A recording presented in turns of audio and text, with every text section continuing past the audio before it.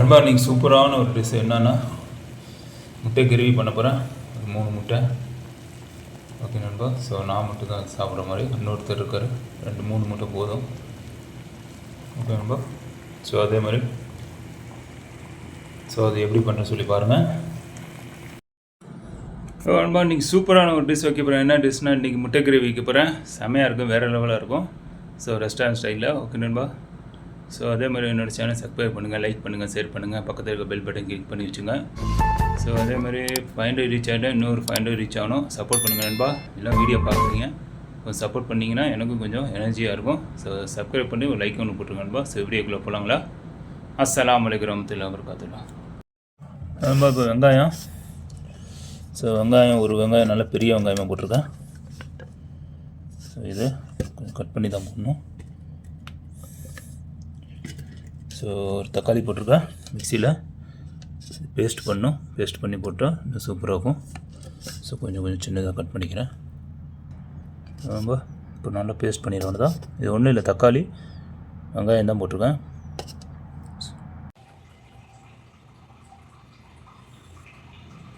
So ஒரு 5 ml ஊற்றிங்க. 5 7. So இதில் 1 gram பட்டை, கிராம்பு, பட்டை போடல, கிராம்பு, ஏலக்காய், பெப்பர் 1 கிராம், ஜீரோ 1 கிராம் போட்டுருவேன்.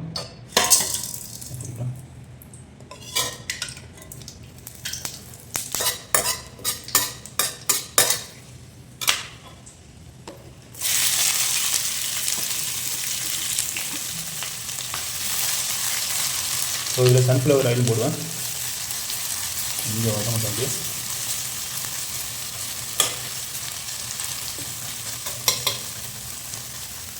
ஸோ முட்டை நல்லா பாயில் ஆகிடுச்சு. இது ஆகிடுது. முட்டையை தோல் வச்சிருவேன் தான், இப்போ வேண்டாம், கொஞ்சம் நேரம் வச்சு சன்ஃப்ளவர் ஆயில் ஊற்றிக்கிறேன். ஒரு 5 ml ஊற்றிட்டேன்.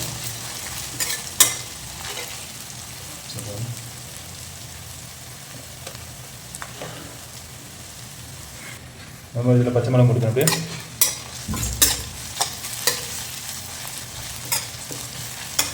நல்லா வதங்கிட்டோம். இப்போ அதை மிக்சியில் அடிச்சிடுவேன் வெங்காயத்தை. ஸோ வெங்காயம் சூப்பராக இதாகிடுச்சு. ஸோ இந்த பேஸ்ட் அடிச்சுட்டேன் பாருங்கள். இதுதான் வெங்காயம், டொமேட்டோ போட்டுருக்கேன். ஸோ இதுலேயும் நான் டொமேட்டோ அப்புறம் போடுவேன். ஸோ அதோடு சேர்த்து இப்போ இந்த பேஸ்ட் போட்டுடுறேன். டொமேட்டோ பேஸ்ட்டு, வெங்காயம் பேஸ்ட்டு நல்லா கொதிக்கட்டும். அப்போ தான் நல்லாயிருக்கும். ஸோ இது கொஞ்சம் தண்ணி, லைட்டாக தண்ணி மிக்ஸ் பண்ணி ஊற்றிக்கலாம். ஸோ நல்லா கொதிச்சுட்டு. ஸோ இதில் இப்போ நான் புதினாவும் கொத்தமல்லியும் மிக்ஸி இந்த வரணும் பேஸ்ட்டு, அது சும்மா ஒரு 3 கிராம் போட்டுக்கிறேன். நல்லாயிருக்கும் சாப்பிட்றதுக்கும். அந்த புதினாவோட வாசத்தோடு நல்லாயிருக்கும் சாப்பிட்றதுக்கு, குருமா மாதிரி.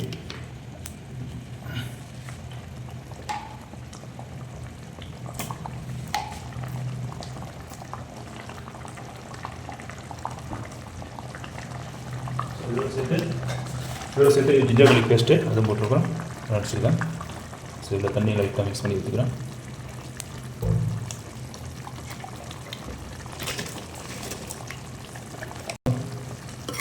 இந்த மசாலா அப்படியே எண்ணெய் அப்படியே திரண்டு வரணும். அந்த டைமில் ஓகே ஆயிடுச்சுன்னு அர்த்தம். இன்னும் எண்ணெய் திரண்டல, நம்ம கொஞ்சம் எண்ணெய் திரண்டு வந்துச்சுன்னா இது அப்படியே கொஞ்சம் மசாலாலாம் போட்டு மிக்ஸ் பண்ணிடுவாங்க. ஸோ இதோட சேர்த்து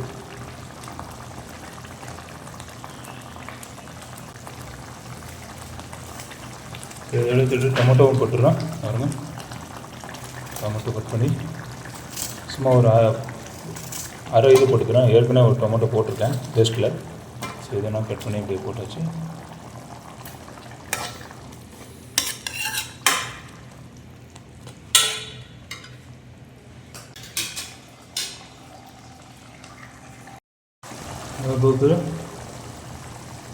இதில் இப்போ கறி போடுறோம். இப்போ மஞ்சத்தூள் நான் 1 கிராம் லெவலில் சேர்த்துக்கிறேன், ரொம்ப வேண்டாம்.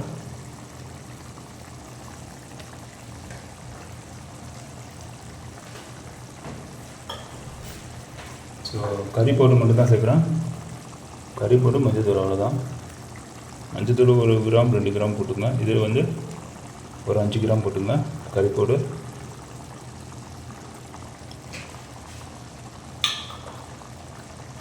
நல்லாயிருக்கும் சாப்பிட்ருக்கோம்.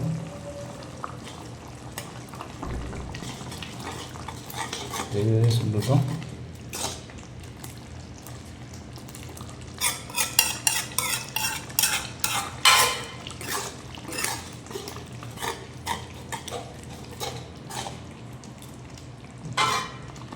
பாருங்க நல்லா கெட்டியாகுது.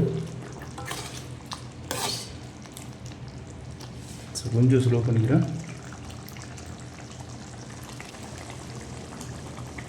தண்ணி லைட்டாக மிக்ஸ் பண்ணிக்கிறேன்.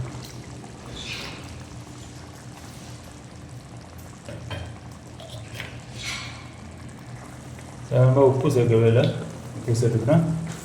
உப்பு முன்னாடியே போட்டுக்கணும். கொஞ்சம் நான் போய் மறந்துட்டேன். தேவையான அளவு போட்டுக்கணும் உப்பு.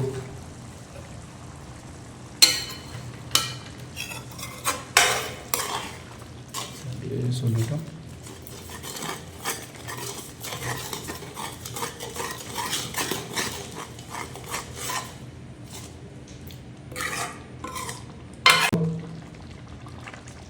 முட்டையை உடிச்சிடலாம். தோலை உடிச்சிடலாம்.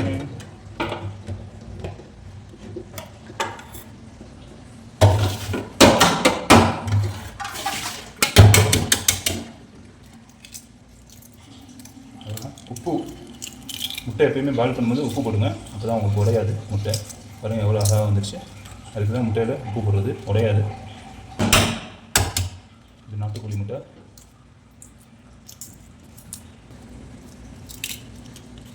ஸோ அருமையாக வந்துடுச்சு.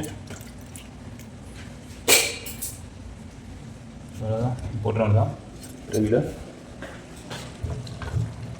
அப்படியே போட்டுறோம்.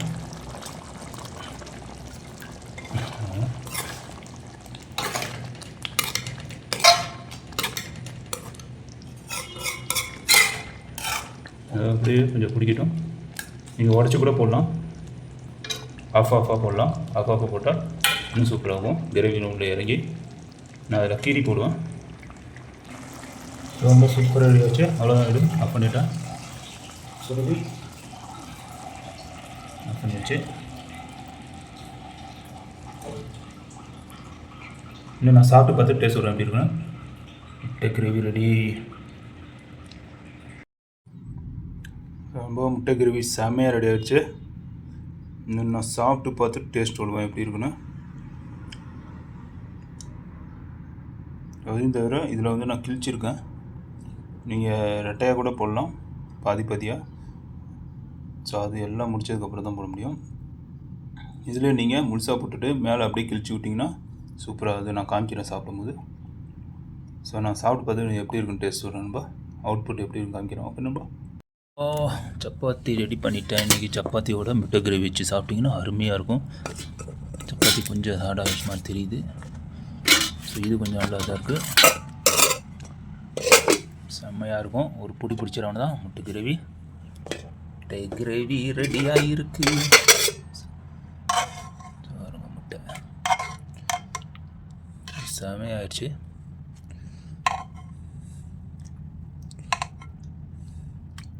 ஸோ இந்த மாதிரி சீவி விட்டிங்கன்னா உங்களுக்கு அருமையாக இருக்கும்.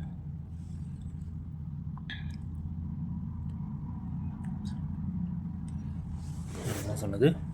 இப்போது சாப்பிட்டு பார்த்து நான் டேஸ்ட் சொல்கிறேன் எப்படி இருக்குன்னா.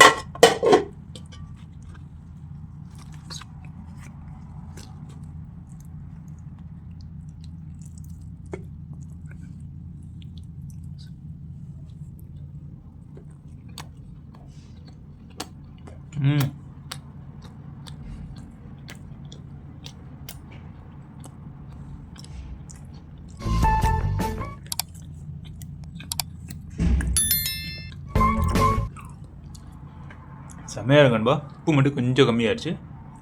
ஸோ வேறு லெவலு.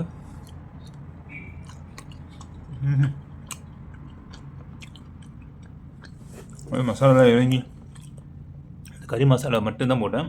அப்புறம் மஞ்சள் தூள் போட்டேன். அவ்வளோதான். ரொம்ப சூப்பராக இருக்குது. வேறு லெவலாக இருக்குது. இதே மாதிரி நீங்களும் செஞ்சு பார்த்துட்டு எனக்கு கமெண்ட்டில் கண்டிப்பாக தெரியுங்க. அதே மாதிரி என்னோடய சேனல் சப்ஸ்கிரைப் பண்ணுங்கள், லைக் பண்ணுங்கள், ஷேர் பண்ணுங்கள். ஏதாவது வீடியோவை பற்றி ஏதாவது டவுட்ஸ் தான் கமெண்ட் பண்ணுங்கள் நண்பா. பக்கத்தில் இருக்க பெல் பட்டன் கிளிக் பண்ணி வச்சுங்க. ஸோ நெக்ஸ்ட் வீடியோவில் பார்க்கலாம். ஜஸாக்குல்லாஹ் கர்.